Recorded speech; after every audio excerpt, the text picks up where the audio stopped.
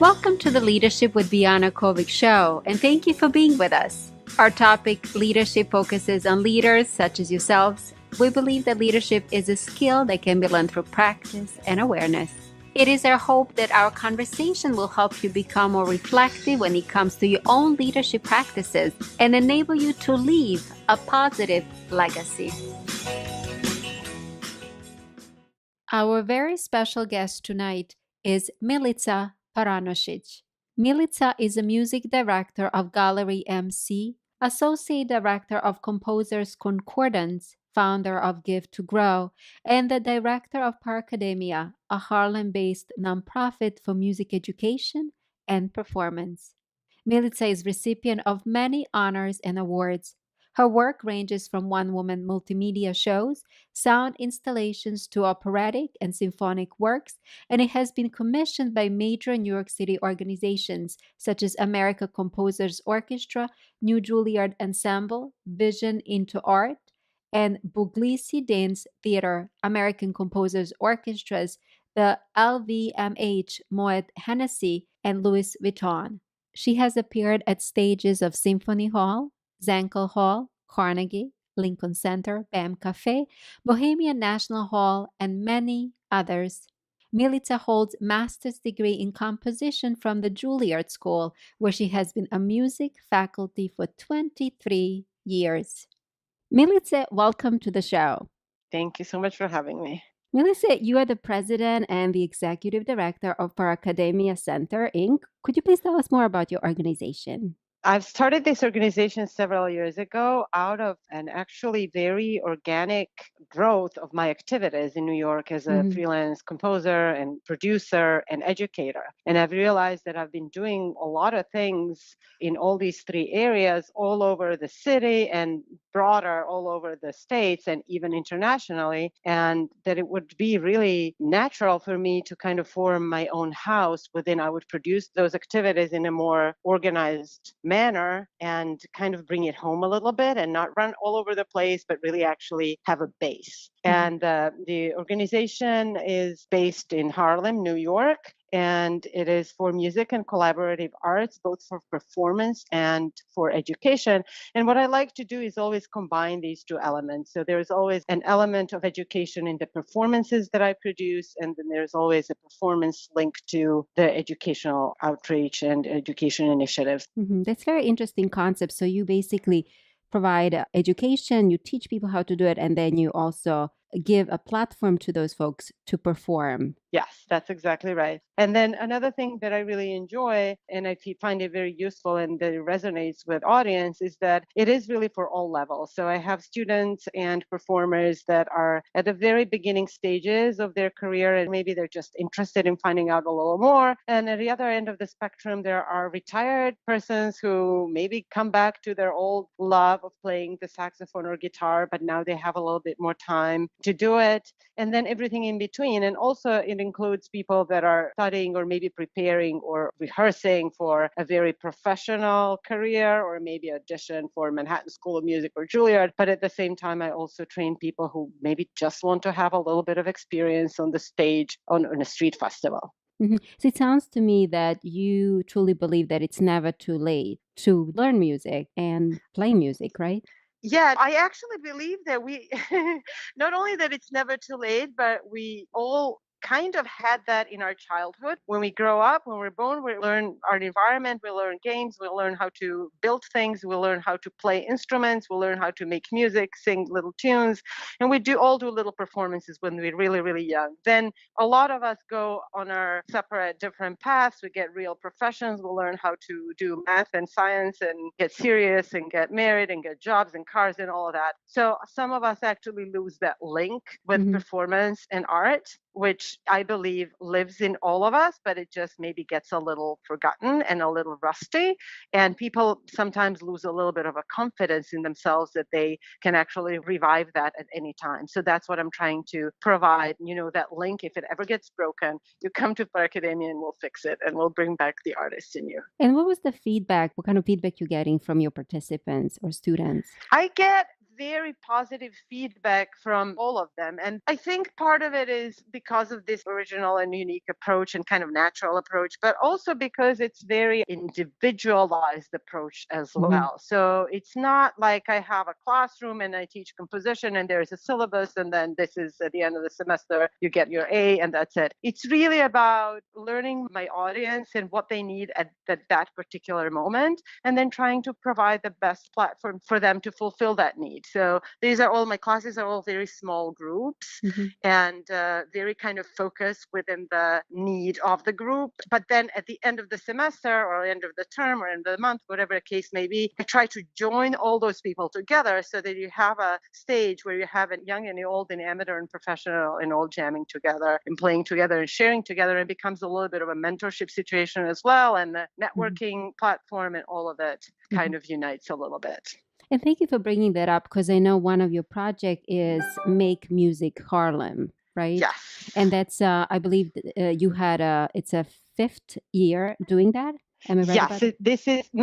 This is going to be my 5th annual Make Music Harlem. I've started 5 years ago. This is actually the first, when I first started and formed my organization, that was one of my first projects and one of my first production under it. And what it is actually under a larger, or used to be under a larger umbrella of Make Music New York, which is a citywide music festival on June 21st. It happens annually. It's actually a worldwide Make Music Day, and a lot of cities around the world celebrate it. And the idea is for everybody to get out in the streets and play, and all the performances are free, so people can wander around from street to street and hear different music.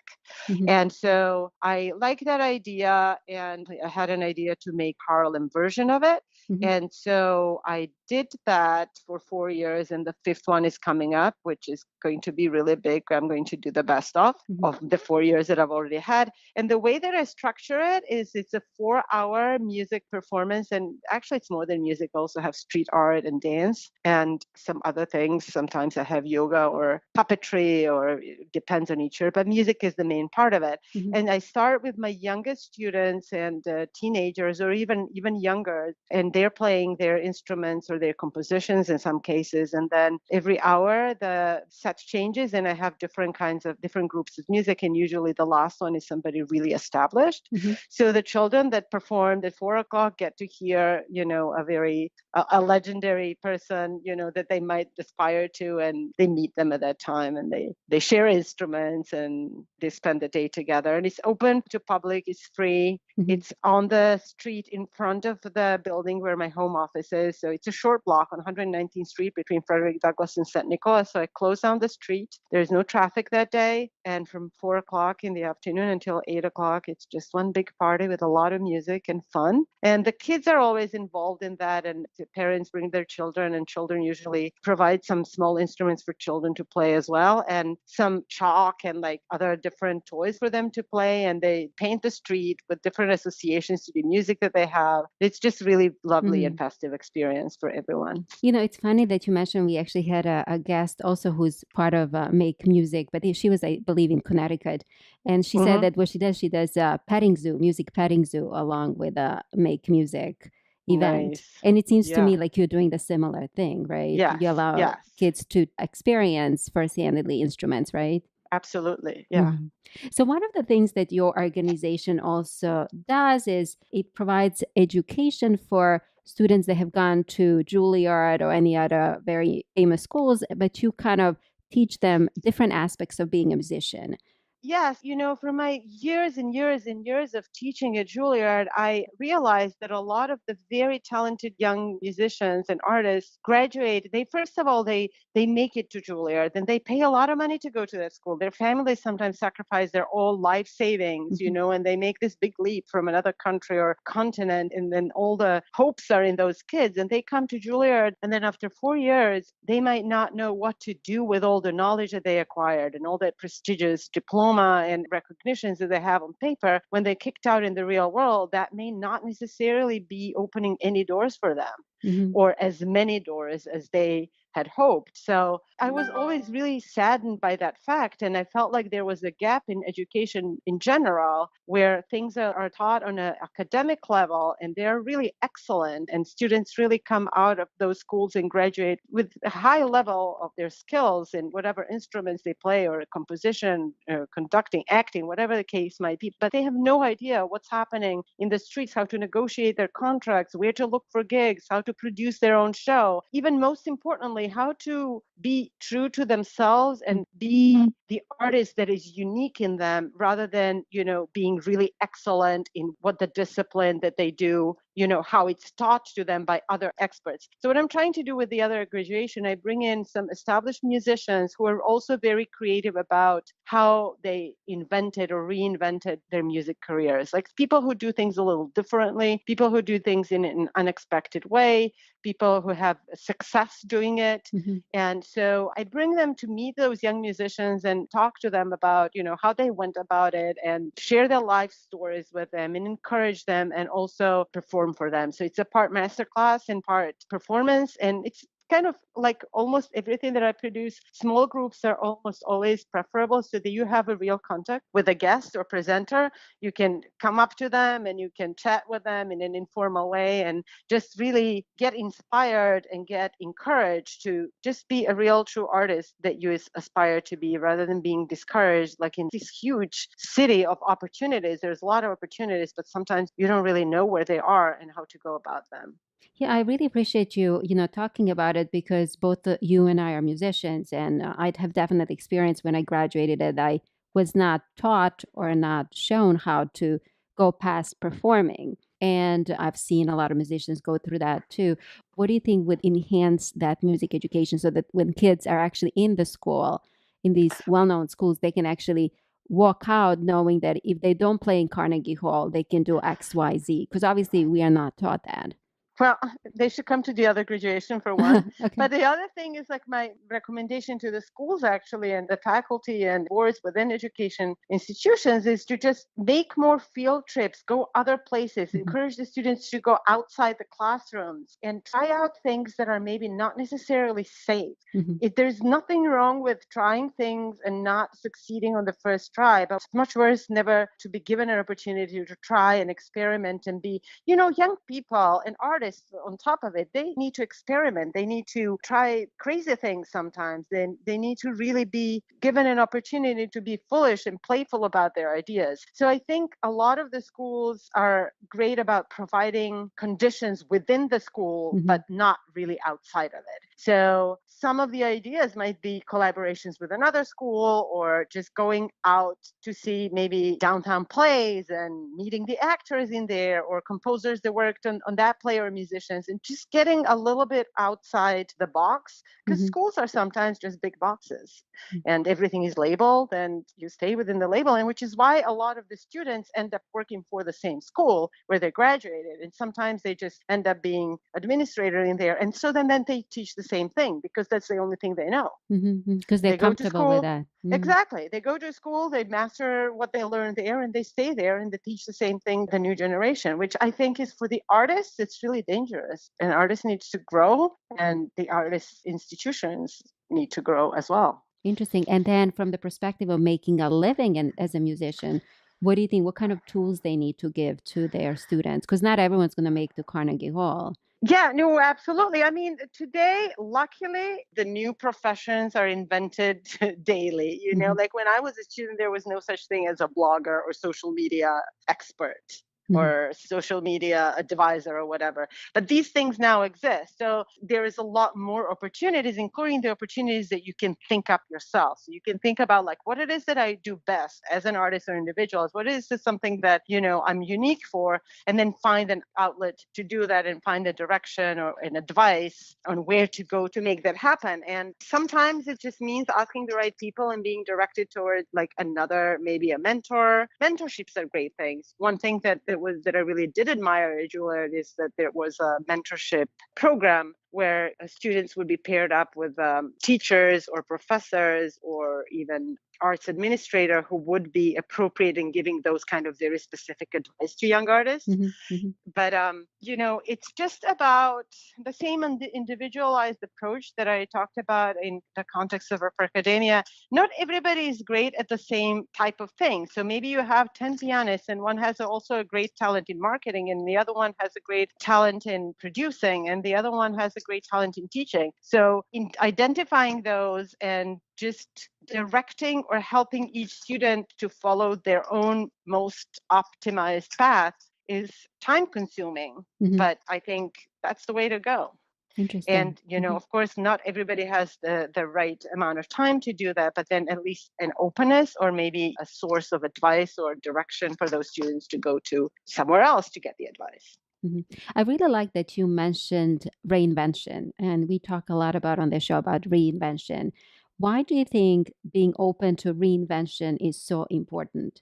I have to say that ever since I've started composing with technology, I have become really acutely aware that there's nothing more constant than a change. And the only thing I know will always be happening is the change. So nothing is ever the same as it was yesterday. And I'm saying in music and technology because it's a very obvious world and anybody can relate to that. Even people that do music or they don't do music, it's the same for everybody. The technology is a part of our lives today, which is changing from day to day. So that taught me from my early age of composing and kind of like following my path as a composer that I cannot be stuck with any type of solution or method or style, knowing that, or even teaching, because I was teaching music technology for so many years, you can't really be doing the same thing over and over again because technology is always progressing. So it's kind of a little bit of a metaphor for everything else in life as well, because art is a very good example of that in general, because that's how innovation comes to place, and that's how art is progressing from year to year and from era to era. It's constantly changing and reinventing itself. I have a personal tendency towards that as well. I'm pretty much about like being fluid, feeling it out, not sticking to the plan blindly, whatever the plan might be. And for me, that comes kind of naturally. But I just think that if you want to be a mentor, a teacher, and an artist, you have to not only be open to changes, but kind of be a little bit of a visionary. You kind of have to think a little bit ahead of your time and think about what might be coming next. So not just let me accept this change that's coming, but like what might be, 10 years from now and what it is that we're looking at that would be really great to have today, yet it's not yet achieved or achievable, but it will be maybe something to look forward to. And that's how the great things happened, but somebody just had a wild idea that one day we can fly. And nowadays it's no wonder that you get on the plane and go wherever you go. So it's very liberating to think that everything is eventually going to be possible. And it's very encouraging, actually, like if you look historically and to see how many things were just a crazy idea in somebody's mind and now a norm. So it's very interesting because what you're saying to us, don't be afraid to experiment and don't be afraid to try because eventually even someone if you else will do fail, it. so what? If you fail, it's not really a failure. It's just a lesson.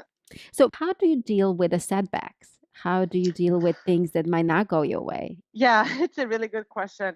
One of the things that's tough about it is that it's not only about you anymore. So you may have a personal failure and you just maybe cry for 2 days and then off you go on your way and you start again. But if you have 5, 10, 20, 50 people depending on you, then if something doesn't work according to the plan, they feel like you're kind of betrayed all those people that were expecting something from it. So one of the things that helped me and that I recommend is, and it took me actually a very long time to learn how to do that. I don't know if it's part of our upbringing or something or other, but it took me a long time to be comfortable with asking for advice when I see that something is coming and it may not result in the result that I'm hoping for. go out and ask questions and ask for help. You don't Mhm. have to do everything alone. It's okay to rely on some people who may be better. And people actually really do like to help, and people really do like to be valued for their own knowledge and experience.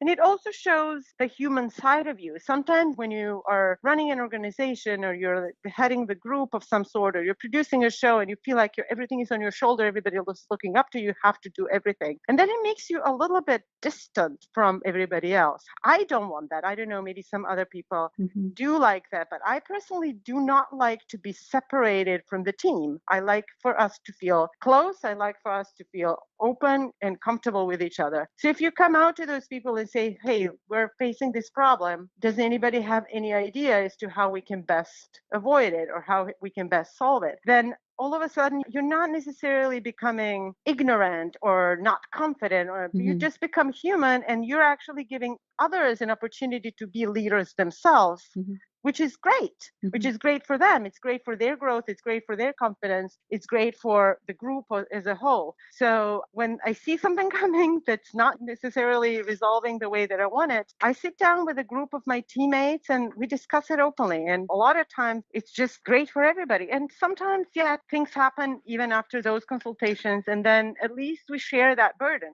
It relates to your previous question. How important is the change? You can't really be sure of anything. So Mhm. you have to also be open for that, and you have to make sure that your teammates are open to different outcomes. Mhm. Now, the only thing that is important is that it's not always a bad outcome. Then you have to kind of figure out like what in general should change. But if it's an occasional setback, learn the best from it. And also like looking back, see what each setback might have taught you so Mhm. that you don't repeat the same thing. Interesting. So what you're saying to us, include other people in the conversation. Absolutely. And use their expertise to help you along the way. Yes, and use the creative thinking of a theme. And when you're in a group of people and you're discussing a real problem, it's very empowering for everybody. And it creates that sense of community within the group that, nobody is of a higher rank. We're just a group of people. We all want this to work. Who has the better idea? And the best idea in the room wins. It doesn't matter if you're a leader, if you're older, if you're a woman, if whatever. So how do you evaluate your own success? Well, I first would need to evaluate what a success is Mhm. and define that, which is not easy actually. And it can change from the circumstances. Sometimes the success might be how many people show up at the concert. Sometimes the success might be have I pulled out the season financially and was able to make all those concerts within the budget. And sometimes it means like, well, how many people smiled and laughed and clapped in the performance? So it's not necessarily always the same thing. Mhm. But for me, it's almost always about other people than myself. And my success is not mine. It's what I'm able to give Mhm. and how I'm able to see that, it's changed somebody's life. It got somebody to get into the school. It's got somebody a scholarship. It got somebody a professional opportunity. Mhm. It got some new initiative out of it. Like in the Make Music Harlem, for example, I had this whole young family come up to me after the show, and now they're going to be co-curators in my next show, Mm. whereas their daughter plays the cello. The mom and the daughter are now talking to the school to form with me children orchestra. Hmm. So they're going to be the opening act in the next year's Make Music Harlem because they were inspired to be a part of it in an active way. And that girl is now co-producing a show. For me, that's a success, maybe for her more than for me, but in retrospect, it is something super valuable to me. The experience that is unique and important for somebody at such a young age. Mhm. So a big part of your work is giving back. It seems to me that you like to include people, and you have another organization called Give to Grow, where you actually took technology to African village. Yes. So I went to Africa to study drumming and dancing and singing, just out of my own love for exploring different cultures and their music and their traditions. And I never been to Africa before. Mhm. And I found this beautiful village and a beautiful school in it. And I went there to study music. Mhm. But then since I was there and I noticed that the school has a lot of free time waiting to be filled up with new content, I started volunteering teaching English. Mhm. And then that wasn't still enough for me because there still was so much time in my life left. And of course, a lot of energy being a New Yorker. And so I've offered to teach technology. I had a laptop and I offered to teach computers, and they had no electricity. They had one room with electricity in the school and then 3 other rooms in the whole village with the electricity. So for them to learn about laptops was like really out of the domain of the technology and the offerings of the village. They actually had a technology class where the teacher would like draw up a drawing of a computer on the blackboard with a piece of chalk. And then he would explain, okay, this would be a computer if there was one in our neighborhood. And so I had my laptop with me and I started teaching music recording and editing. These kids, they breathe and they live music. So all I needed to do is just give them the microphone and the rest was magic. So I spent 2 months there teaching them how to perform and record and edit those songs that they recorded and then perform it. And we did that for 2 months, and it was such fantastic time for everybody. It was amazing. And I had lines and lines of kids waiting to take my class and just like peeking through the windows to see where their time was. And after that first year, which was an experiment, the next year I came back with 7 laptops that I was able to get donated here in the city. And I went back and I built a little music tech lab for them. And so now they have that. It's been a while ago. So I think by now they probably need an update on the lab, but it doesn't matter because at that time they actually, for the next several years, they had their own lab. They had access to internet. They had access to internet cafe that I activated for them, which was like in the next village that they could walk to. It was like a 20-minute walk. And I had each student set up with a little account, and they had that at their disposal. And that was the same technology that I used at Juilliard. No difference. The only difference was that, it was kind of new to them, but, kids are kids. They pick up things quickly. And in that second year that I came back with those computers and the lab, we had an even bigger performance, and we had a whole afternoon, like at the end of my stay, we had a whole afternoon performance, and there was so many people that participated and people from the neighboring villages coming to hear them. And it was just so successful because you could see an impact in their lives that moment and also times to come. And what was so striking to me is that you gave them an opportunity and at the same time provided them with an outlet to express their talents and gifts. Yes, it was very rewarding. So I would be lying if I said that I didn't get anything out of it. I got a lot out of it. I was so fulfilled. And there's very few things that I do that are only about others. I always get a lot in return. It doesn't really matter if I start with my own goal in mind or if I start with another person's goal in mind or a group's goals in mind. It's always two-way give and street. And I know you mentioned that project started in 2009, and I believe you were back in 2010, and you also did 2 big fundraising events, right? That was actually the first time that I did something like that. So I'm actually glad that I did it then because I learned a lot and I became something that I knew it was possible. And now that it's very much part of my everyday life, like any nonprofit knows that it's all about fundraising, hustling all the time, day in and day out. But that was the first time that I did it. And it was very much oriented just towards personal giving. So friends, family, and then, of course, as musicians, we our friends are also musicians and artists, and they do contemporary arts, and they're also kind of broke. So that exhausted itself quickly. So then we got a little bit more creative. So I had people that maybe managed restaurants or even just were working as bartenders in restaurants. So then I made deals with them to have like a happy hour in a bunch of bars. And then I would invite a lot of people for a lot of fun, and I would do funny things and invite some people to do like little comedy routines or whatever. So all the tips would go towards my trip to Ghana. And then I remember at that time also the yoga studio that I was going to, they had a community class every Wednesday. So they would pick like a charity cause every month and say, this month we choose this or that. So they gave me a month worth of that. So it wasn't even asking for money directly. I was basically telling everybody, hey, here is what I'm doing. What do you think? Do you have any ideas where to go, how to raise funds or how to raise, like I needed more than funds. I needed computers.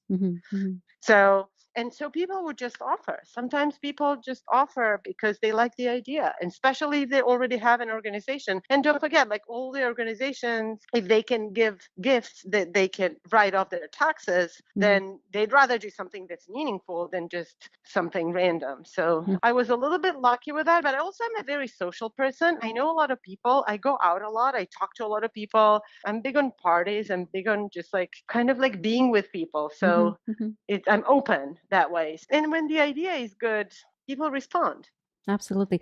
And the movie came out of it. Yes, I had a film. And on another level, I feel like I can do the same project elsewhere. So it does not necessarily have to be going to one place and revisiting the same idea, but you can take that idea anywhere. So I'm starting to talk about a similar project in Puerto Rico right now, which of course we know what happened with Hurricane Maria and how devastated the people are. And I had actually questions about like, why don't you take them medicine and clean water? Who needs computers? But when you have a community that's struggling with something, in my experience, a really healing way for the community to get together and grow and go over traumatic experiences is through arts and community bonding activities and artistic activities. They get together, they learn something, they create something, they perform something, and it's a very powerful tool in rebuilding and I'm not going to say forgetting the troubles or the grief or the obstacles, but going through them. And I think, what I see a project is giving hope, Absolutely. It was just like a Absolutely. giving hope. And again, giving an outlet for expression, which is again giving hope for someone to see beyond their struggles. You're right. So, talking about leadership, are there any traits that leader needs to have to be a truly successful leader? I myself feel like a leader needs to be very generous with the information that they have. I feel like they need to really be open about sharing what they know and how they go about doing things and just sharing their knowledge and empowering others. I also believe that they need to be very genuine and they need to be just doing what they believe in. I think that, if you're just doing something to look good or to look like you're kind of on a higher level than other people or have more important role anywhere, I think that's kind of like really obvious to people. Maybe you're trying to come out as a really convincing leader, but I don't think that works many times. I think big leaders are really more about making everybody else feel good and empowered than building their own power. I think that one leader makes other leaders around him. So, say you're running an organization, when you retire, you will have created 20 other leaders. So, there will be 20 other organizations. They will continue to grow. So, in terms of being generous with information, you see a lot of times, the people who know a lot, they have a lot of connections, they have a lot of people of influence, and they share all those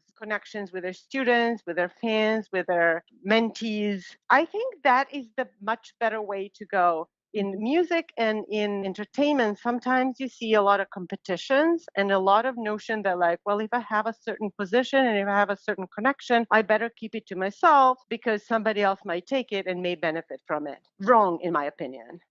In my opinion, the more we all share, the more we grow as a community and the more opportunities we'll all have. And then, of course, that makes like if you're a leader who shares, if you're a leader who makes everybody feels comfortable about it, it just makes for a better mood and atmosphere within the group. And it just makes everybody feel more comfortable and everybody has a similar goal and you move as a group. So leader is really more about somebody who initially might have had a leading idea, but it does not necessarily have to be somebody who's always has to have the final say. I think it's very important to have others have the opinion and listen to their opinions. And if they're better than yours, then you should give them an opportunity to express that and to maybe lead that part of the project. So, what I'm hearing is that a leader needs to be open and receptive Absolutely. to others, right? Absolutely. And what are your thoughts on curiosity and clarity when it comes to leadership? Curiosity, I think, in my opinion, is just a necessity for life in general. For leadership, I mean, I don't know really how it is in other fields. I don't know how it is in science and I don't know how it is in medicine. But I think if you're an artist and if your organization deals with arts, curiosity is a welcome thing and it's a necessary thing. Mhm. Because it is through playfulness, curiosity, and games and changing our elements around that we discover new things and new ways of expression and new art forms and new formulas. So I think in arts in general, the curiosity should be always present. It goes back to that thing that I mentioned in the beginning when you asked me, is it too old to be a musician or to start practicing music? We're never too old, but we also start very, very young. So when we're Mhm. really young, we're all also very curious. We're never afraid of that curiosity. Mhm. And we're never afraid to try to stand up. And even if we fall, we try to stand up again and we try to play this game or that game. And it's always just that curiosity that keeps us going. That is the quality that I would like to preserve in adults and in their creation and in their exploration of the arts, but also in projects on the whole. To me, there is very little difference between organizing a concert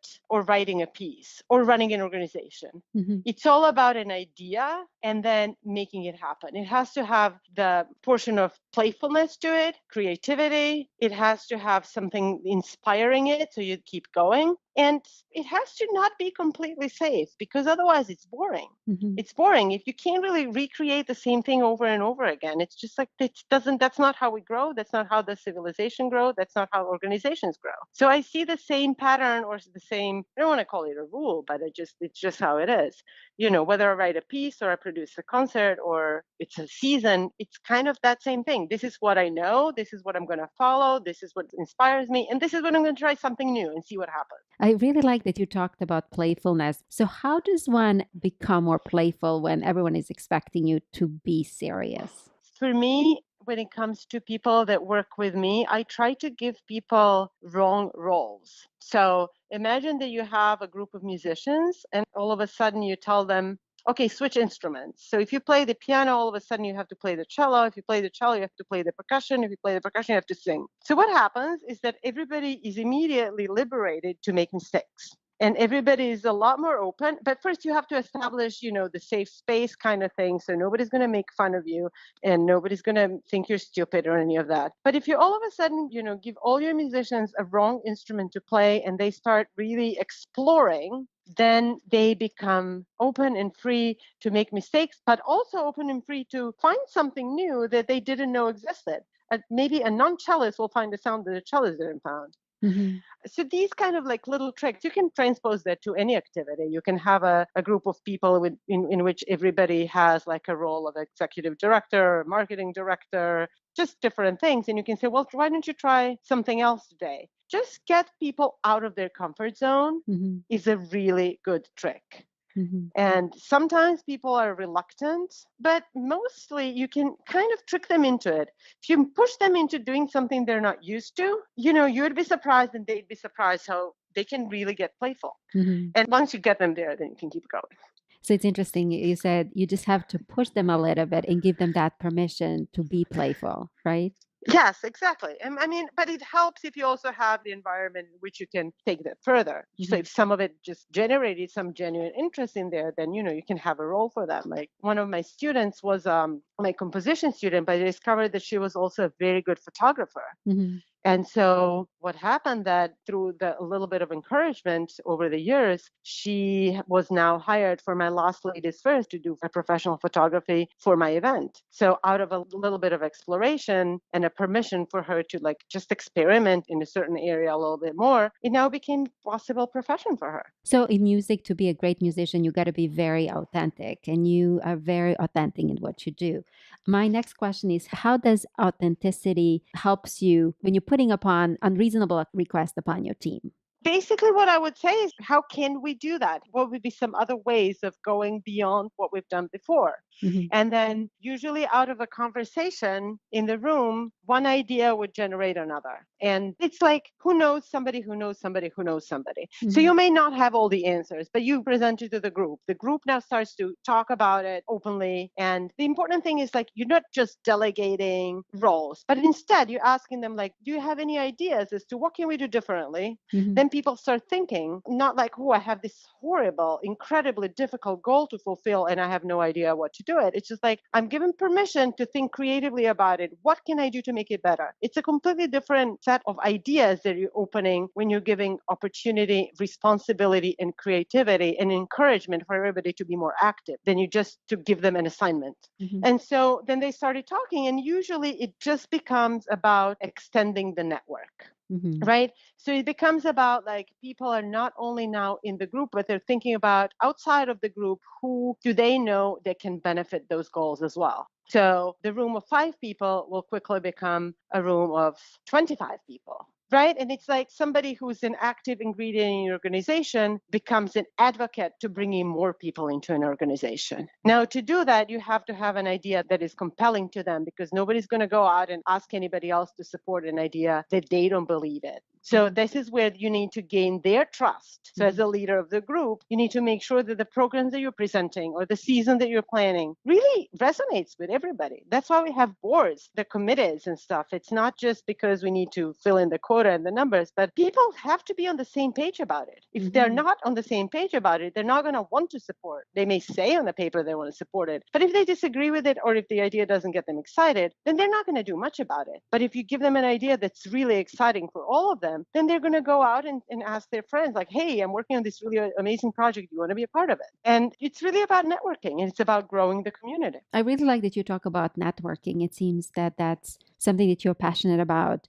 What do you advise to someone who is not comfortable networking? Luckily, I think everything can be learned. I think there is a big myth that we are born this way or that way, and it's all in our DNA. And if we are not naturally oriented towards being social or being this or that, we can't change it. I think that's a myth. And I think we can learn things fairly easily if we spend some time like training ourselves. There are certain things that we just don't like, so that becomes a little bit of a problem. But they can be learned. If you really hate networking and going out and schmoozing with people, then of course you can train yourself a little bit, but you can also just pair up with somebody who does it better. So you find a person who is symbiotic in some way with you. So maybe you go to parties with somebody who's really good with making contacts, and then you do what you do best, and then you both get something out of it. But I do believe that the things can be learned, and even to a degree that you feel like something is like that makes you really uncomfortable at first, you start enjoying it after a while. There are things that I don't like. I try to always think about it as if somebody else is doing it. It's a trick that I used a lot of times when I negotiated my fees, and I was uncomfortable asking for the fee that I thought I deserved. So I was pretending to be my agent and call. And I would just say that I was representing me. And then I was a lot more comfortable saying what I needed. So sometimes if you feel like you're not comfortable in networking, you give yourself a little role and you say like, okay, I'm going to go as Jane Smith and I'm going to pitch this idea. And sometimes it's actually very surprising how it works. And it does bring that element of playfulness to kind of like acting that role of something that you may not really like doing it, but maybe you just think you don't, maybe you didn't do it before, or maybe you were discouraged to do it before, or you were told that that's not really your thing, or whatever the case might be. But if you kind of give it a little bit of a game element, it usually can just surprise you with the result. And also if you put practice into it, right? Totally. Practice is wonderful. You know that as a musician. Yeah, practice gets you to Carnegie Hall, hopefully. Yeah, exactly. So how do you stay humble while you're leading others? Humble is different than not confident or ignorant. So make sure you're not confusing being humble with just like, I haven't prepared myself enough. You know what I mean? So if there's something you need to know, spend your time, learn it, know it. And then still know that there might be somebody who might know it better. Don't pretend that you know everything more than everybody else, that you're better than anybody, because you're just not. The reality is like there's always different people have different strengths, different people have different experiences, and different people have different things to bring to the table. And it's an openness actually to receive and to give. And don't feel like you have to keep that idea of the untouchable because you have to lead the organization. So you have to like never show a tear or fear or uncomfortable moments or that. But also when you're honored with something, when you're given praise around something, that's what most humbling to me. When somebody really makes me feel uncomfortable is when somebody gives me a lot of praise. I really feel small. I feel like I don't deserve it. That is also very natural, but it's wrong. You deserve every praise that you get. Otherwise, you wouldn't get it. So take it, don't be overly humble as to like not accept The what recognition. is, yeah, exactly. Because Mhm. you're exactly where you should be. And then you got that recognition, you got that award because you worked so hard for it. So your humbleness isn't expecting that, you're just one of the many.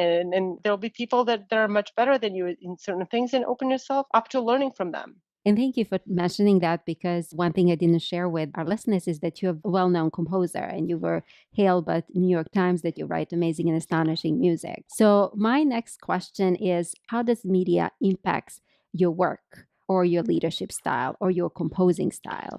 Well, luckily, the reviews always come after the fact. So even if they're wrong, not wrong, but even if they're bad Uh-huh. or not very flattering, there's nothing you can do about it. So there's no point in being really stressed out about something that happened in the past. So if the reviews came ahead of time, it would be a different story. And I'm glad that that's not happening. I tend to not take it very personally.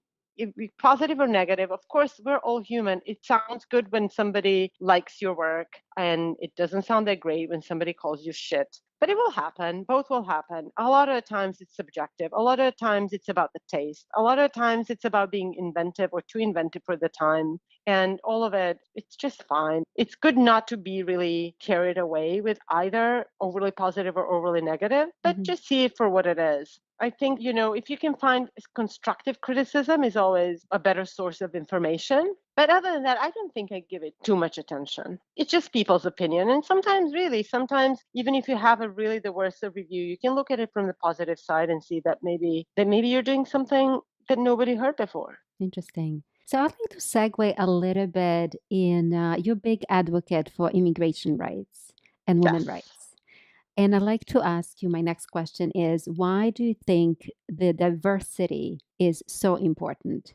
Couple of reasons. One of them is that for me, being brought up in former Yugoslavia, which to this day it feels so wrong to say former Yugoslavia because like it was just Yugoslavia. To call a country former just seems wrong to me. But when all these artificial divisions were introduced and sliced up our neighbors from neighbors and our country to like all these different little pieces of just individual little countries, that made no sense to me. I mean, I understood it. I understand why it happened, and I never, of course, justified it. But it always felt like that was my first contact with the idea that there was anything wrong with different ethnicities sharing the space, any Mhm. space, Mhm. cultural space, classroom space, artistic space. Literally never knew that that would ever be an issue. So for me, that was a shock.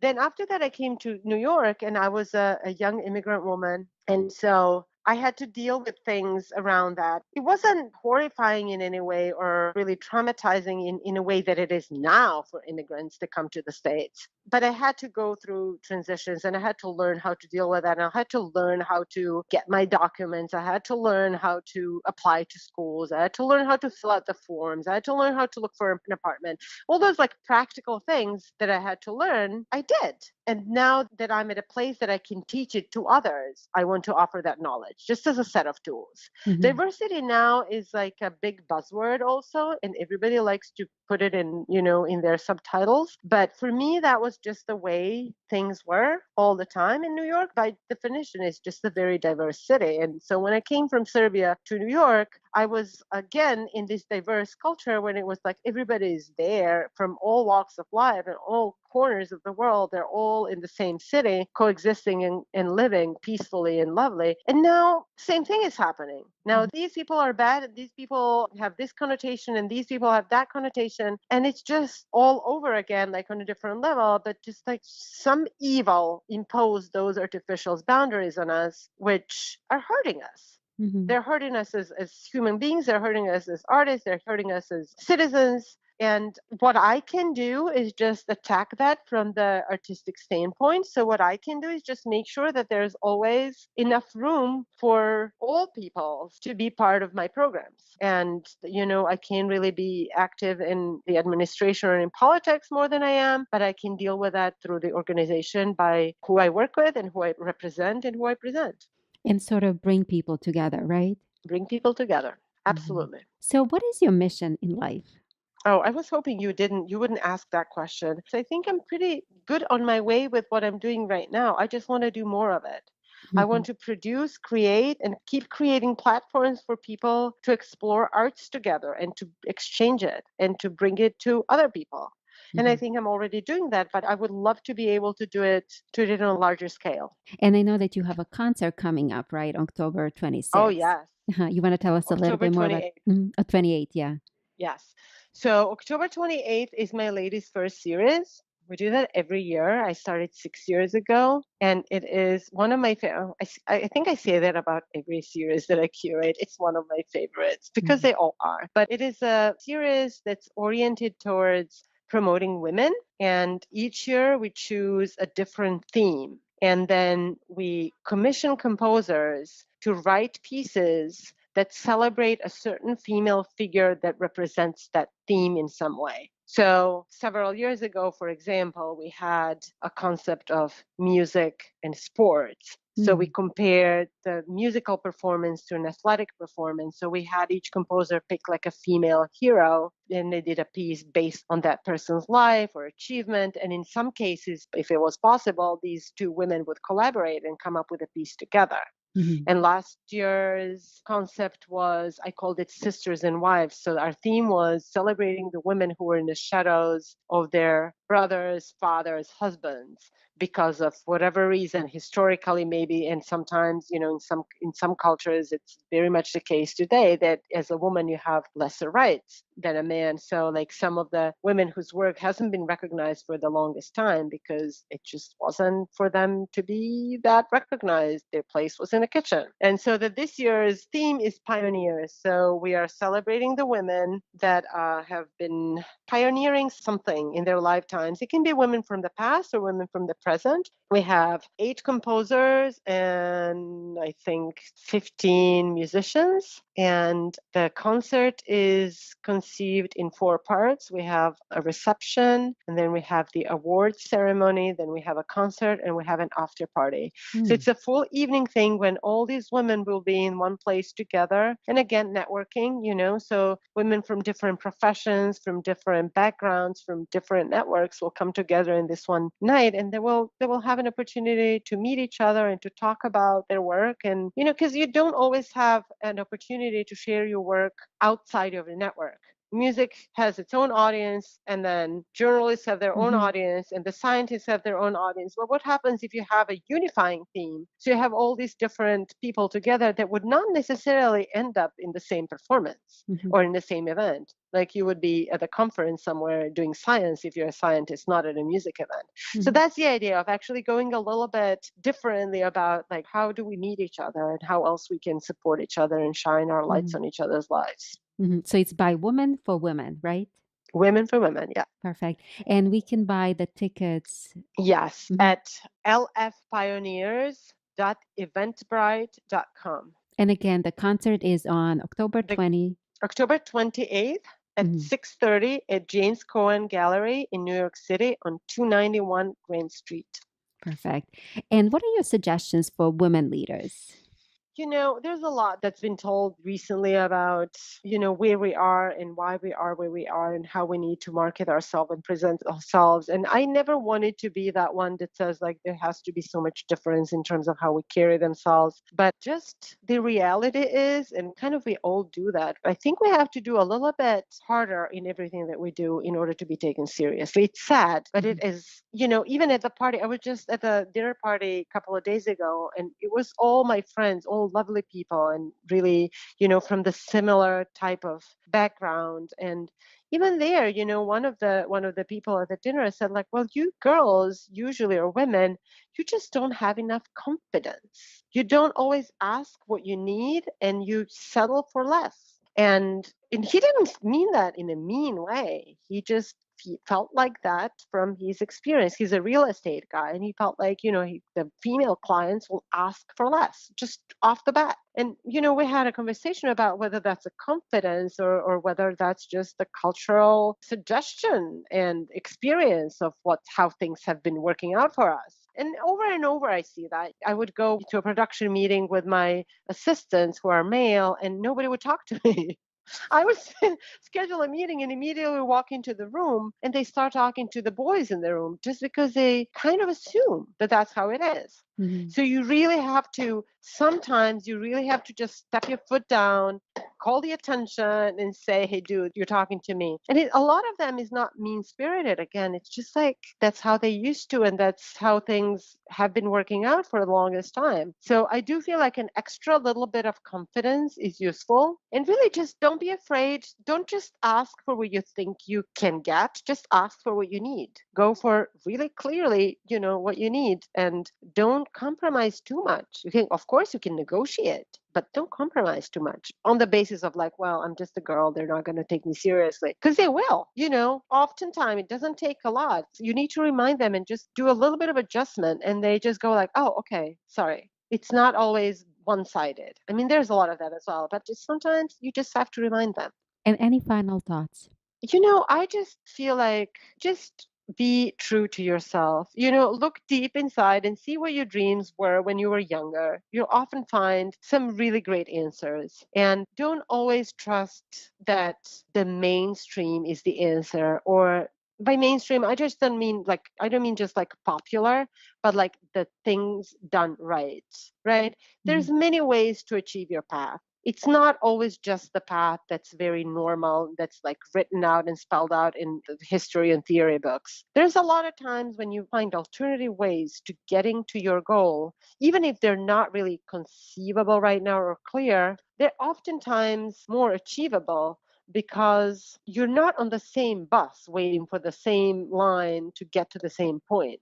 I Mhm. use that a lot just as a metaphor. Like it's a rush hour and you're waiting for, I don't know, like whatever train, and everybody's on it. And so it just becomes a nightmare. And it doesn't really matter who gets there first because there's going to be a mass of people once you all get out that door.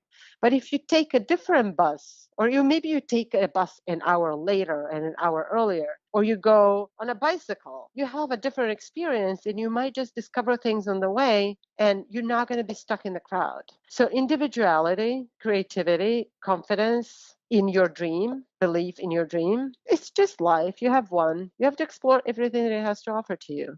And how can people get in contact with you? People can go to my website, my personal website, or my company website. www.paracademia.org is my nonprofit. From there, you can actually email me, and you can email me personally, and also you can email the organization. You can sign up for the mailing list, but you can also go to my personal email, which is www.milicaparanosic.com. Thank you, Milica, for being a guest on our show. Absolutely, it's been a pleasure. Thank you for tuning in and listening to the Leadership with Biana Kovic Show. Remember that you're all leaders in your own rights, and the impact that you're meant to achieve starts with small acts of kindness, curiosity, and generosity. Please give us a like and subscribe to our channel. Thank you again, and until next time.